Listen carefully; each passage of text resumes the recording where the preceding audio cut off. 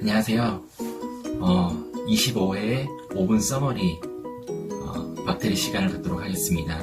근본의 5분 서머리 하는 책은 나는 매주 시체를 보러 간다라고 하는 유성호 교수님의 책입니다. 출판된 지 얼마 되지 않았고요. 제목에 시체라는 말이 있듯이 이번 책은 죽음에 대한 책입니다. 하지만 우리가 생각하는 것처럼 굉장히 죽음을 어두운 측면으로 바라보거나 아니면 굉장히 어떤 모호한 얘기로 죽음 이후의 어떤 그런 세계에 대해서 쓴 것이 아니라 죽음이라는 것을 객관적으로 바라보고 또한 죽음을 통해서 지금 우리의 삶을 어떻게 하면 더 행복하고 가치 있고 그리고 종국에는 아름다운 죽음을 맞이할 수 있는지에 대해서 작성한 책입니다.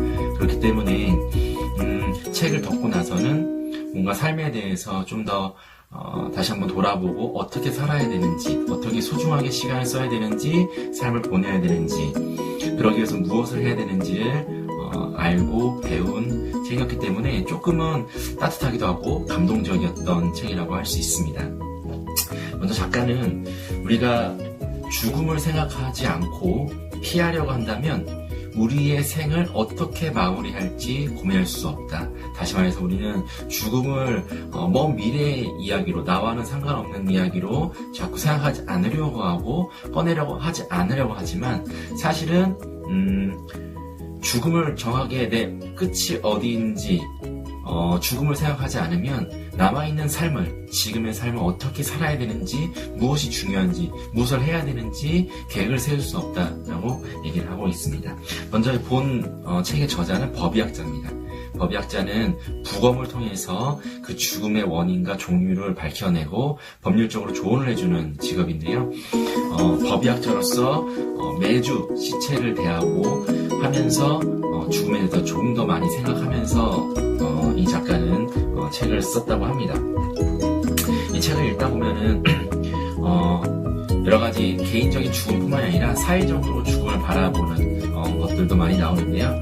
우리가 알고 있는 보라매 사건을 통해서 치료가 완전히 끝날 때까지 의사들이 퇴원을 하지 않게 되는 그런 어떤 사건들도 얘기해주고 있고, 세브란스 사건을 통해서 내사 상태의 환자에 대한 치료 거부권이 용인된 어떤 그럼으로써 연명치료가 강제사항이 아니라 선택사항이 된 어떤 그런 내용도 담고 있습니다.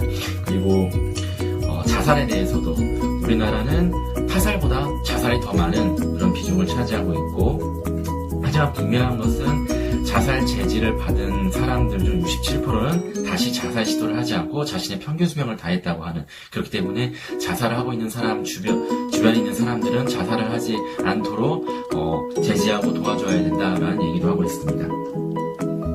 또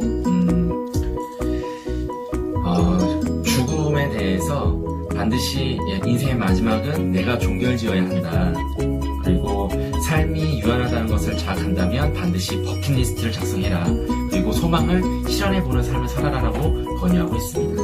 그리고 마지막으로 품이 있는 죽음이라는 것은 죽음이 두렵지 않은 상태의 죽음이라고 생각한다. 죽음은 생명체의 필연적인 과정이다. 모든 생명체는 소멸한다는 사실을 인식하는 것이 죽음에 대한 두려움을 떨치는 유일한 방법이다.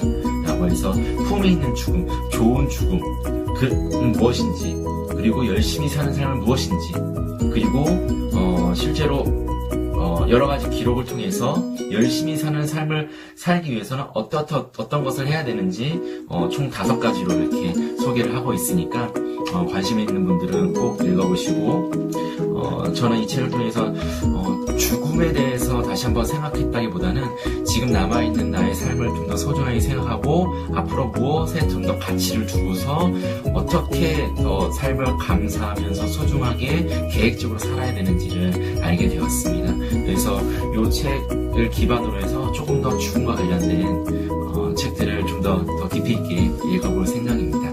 네, 그럼 이것으로 25회 자유책 5분 서머리, 나는 매주 시체를 보러 간다 편을 마치도록 하겠습니다. 감사합니다.